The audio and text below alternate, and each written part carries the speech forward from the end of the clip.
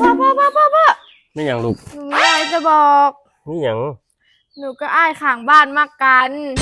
ทางบ้านใดข้างบ้านนี่ก็ข้างบ้านนี่2 คนเลยมาก2 คนเลยอ่ะบ่ได้ลูกบ่ได้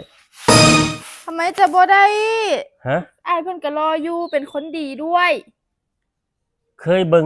หน้าตาบ่มันคือหนูก็เป็นเนื้อคู่กันไงเนื้อคู่จังไดพี่ชายตัวนั้นน่ะอันนี้ก็พี่ชายอย่าปากดังแม่มึงสิได้ยินนั่นน่ะลูกพ่อนั่นก็ลูกพ่อทั้ง2 คนเลยไม่มากกันได้ยังไงพี่น้องกันน่ะเป็นลูกพ่อได้ยังไงก็อยู่บ้านเป็นคนแล้วอาจจะเป็นลูกพ่อได้ยังไงปากดังเรื่องนี้มันเกิดขึ้นแต่โดนแล้วแม่มึงบ่รู้เงียบไปเลยเงียบไว้ห้ามเว้าเข้าใจบ่มักบ่ได้พี่น้องกันเอากันบ่ได้ดอกโอ้สูนี่ดีนะบอกพ่อก่อนนี่ห้ามเลยพี่น้องกันพี่น้องทั้งสายเลือดเดียวกันนี่มาเอากันได้จังไดเลิกคิดแล้วก็อย่าไปเว้าแม่ฟังงานสิเข้าพ่อ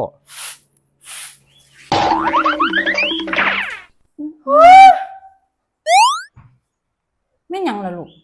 ฮะเป็นหยังหน้าคือเป็นจังซั่นคือบูดคักบูดแน่บูดคักกว่าแนวบูดแท้เป็นหยังลูกหนูมักอ้ายข้างบ้านที่พ่อบ่ให้มักทางบ้านได้ล่ะลูกบ้านนี่2 หลังเลยมักฮอด2 หลังบ่ติเอ้าคือได้ไปมักหลายคนแท้ฮะโอ้ยมักจังได๋คือมักฮอดเที่ยละ2คุณลูก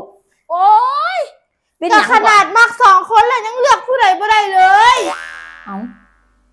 เป็นหยังคือเรียกบ่ได้แม่บ่ได้ห้ามนี่ล่ะมักตามสบายเลยลูกมักเลยก็พ่อบอกว่าให้เบิ่งดีๆหนูก็อ้ายเพิ่นหน้าตาคือกันหน้าตาคือกันก็เป็นเนื้อคู่กันที่เพิ่นว่าลูกแม่นบ่ล่ะแต่มันบ่ใช่ไงเอ้ามันคือสิบ่ใช่มันเป็นอีหยังล่ะลูกมันเป็นอีหยังก็พ่อบอกว่าเพิ่นเป็นอ้ายหนูแท้ๆในสายเลือดพวกอยู่นี่ท้องทางเนี่ยเป็นลูกพ่อแท้ติแม่นคือคักคือแน่สิเฮิ่มเท่านี่มีฮอด2แสดงว่าปัดทูไปรักเล่นกันตั้งแต่ก่อนหนูสิเกิดผู้ตัวขนาดปัด2พุ่นน่ะโอ้แน่นอนแท้ว่าพ้องแต่ว่าบ่เป็นหยังลูกมักได้คือเก่ามักได้เอาเลยลูกเอาเลยแล้วมันจะมักได้ยังไงก็ยังว่าเป็นพี่น้องกันอย่าปากเด้อลูกอย่าปากเด้อเนี่ยบ่ได้เป็นพี่น้องกันบ่ได้บอกว่าบ่ได้เป็นพี่น้องกันบ่ได้เป็นพี่น้องกันลูก2พักนี่บ่ได้เป็นพี่น้องกันกับหนูเลยอ้าวแล้วพ่อบอกว่าเป็นเสียแม่นี่บ่ได้เป็นฟังดีๆเด้อสิเป็นได้จังไดพ้องคนปัจจุบันนี่บ่แม่นพ่อหนูบ่ใช่คนนี่ลูกเพราะฉะนั้นอ้ายครั้งนี้กับอ้ายครั้งนี้บ่แม่นพี่น้องกันลูกอีหล่ามักได้ตามสบายแล้วลูกมักเลยโอ้ยถ้าหนูก่อนหนูสิหาผู้บ่าวหนูไปตามหาพ่อหนูก่อนดีกว่ามั้งโอ้ยเนาะโอ้